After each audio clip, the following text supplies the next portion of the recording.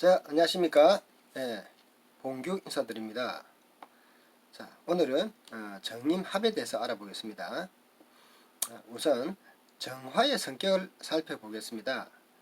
정화는 음화이고 촛불, 모닥불 같은 것이며 인내심이 있고 명랑합니다. 단점으로는 질투심이 강하고 우유부단한 면이 있습니다. 정임합은 일간 정화와 임수가 합하는 것으로 인수지합이라고도 합니다. 또 많은 사람들이 음란지합이라고도 합니다.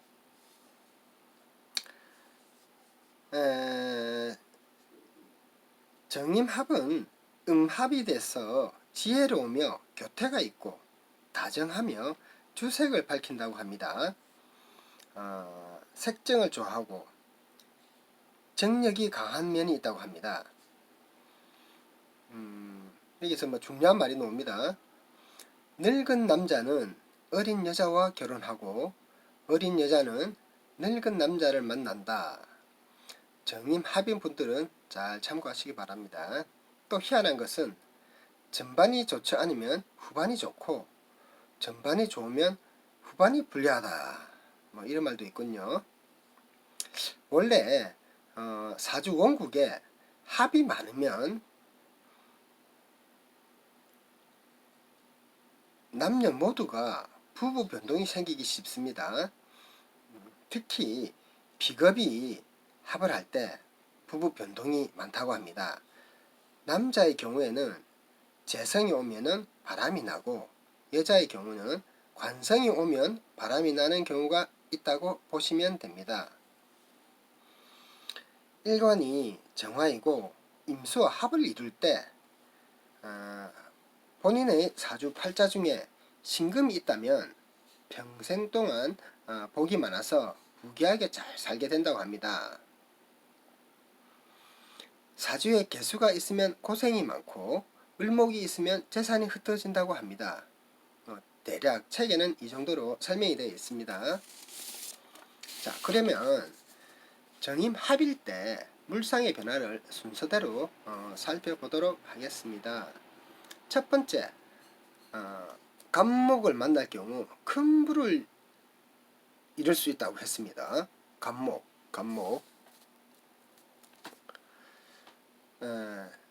특히 천간에서 만나면 좋다고 했는데요. 게다가 월간에 경금이 있으면은 더욱더 좋겠죠.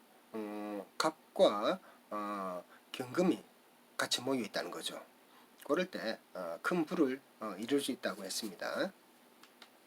그 다음 정임합일 때 을목을 만나면 재물을 이루지 못한다 했습니다. 있는 재산도 흩어진다고 하는데요. 조심해야 되겠죠. 정화의 재성인 경금과 을경합과가 되어서 재물이 날아가는 수가 있다고 합니다. 다음 정임합이 병화를 만나면 평생 편안하다고 했습니다. 병화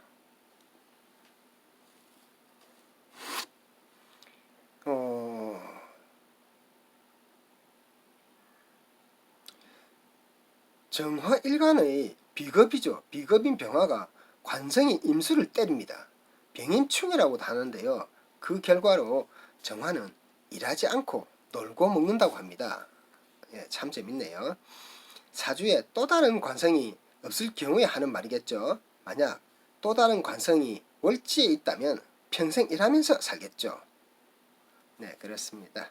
그 다음은 정임합이 무토를 만나면 어떻게 될까요?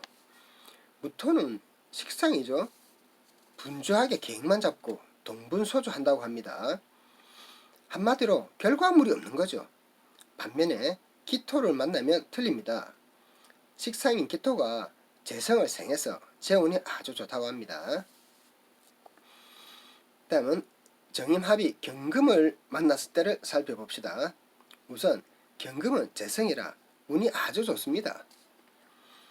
다만 경금, 신금이 왕성하여 재성 혼잡이 되면 공명을 이루지 못한다 했습니다. 재성 혼잡이라 동명을 이루지 못해도 부자로 사는 것은 확실한 것 같습니다. 재성 혼잡인 경우 부부간의 사이가 안 좋은 경우가 많다는 것도 알아두셔야겠죠. 그 다음 신금을 알아보겠습니다. 뭐 신금은 특이하게 전답이 무궁하다 이렇게 나와 있습니다. 뭐 저 생각에는 특히 지금 세대에는 뭐 부동산이 안 되겠나 싶은데요. 신금은 경금보다 토에 가깝다고 뭐 생각하시면 되겠습니다. 그 다음 정임합이 또 임수를 만나면 능력은 있어도 이름을 떨치기 어렵습니다. 정일간이 양임수에 치여서 제 기능을 발휘하지 못하기 때문입니다. 평생을 여자 치맛자락에 사여서 자기 주장을 하지 못합니다. 또는 정일간의 성격과 맞지 않는 직장에서 어쩔 수 없이 직장 생활을 하는 수가 있습니다. 이게 참 안타까운 일이죠. 정일간이 있는데 양쪽에 임수가 있는 경우죠.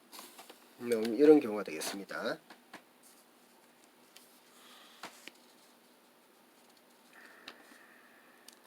다음은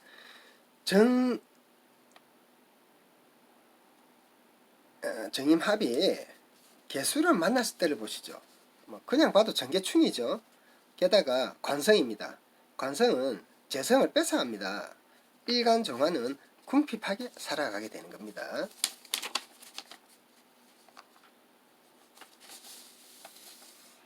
여기서 한 가지 더 보죠.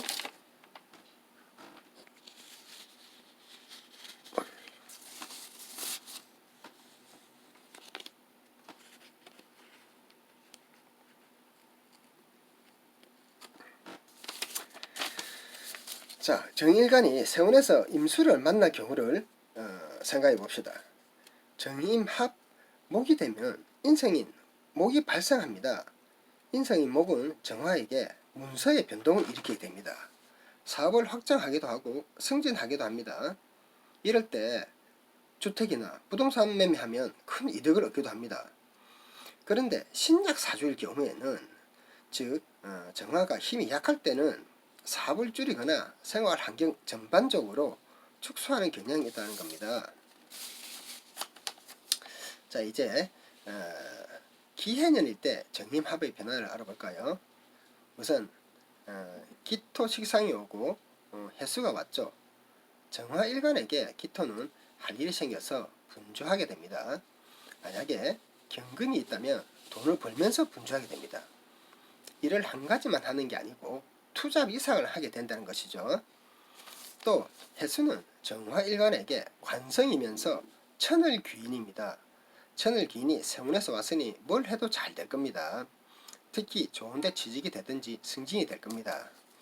다음은 경자년일 때를 알아보겠습니다. 내년입니다. 내년 경자년일 때 경금은 정화일간에게 재성으로서 정화가 좋아하는 금덩어리입니다.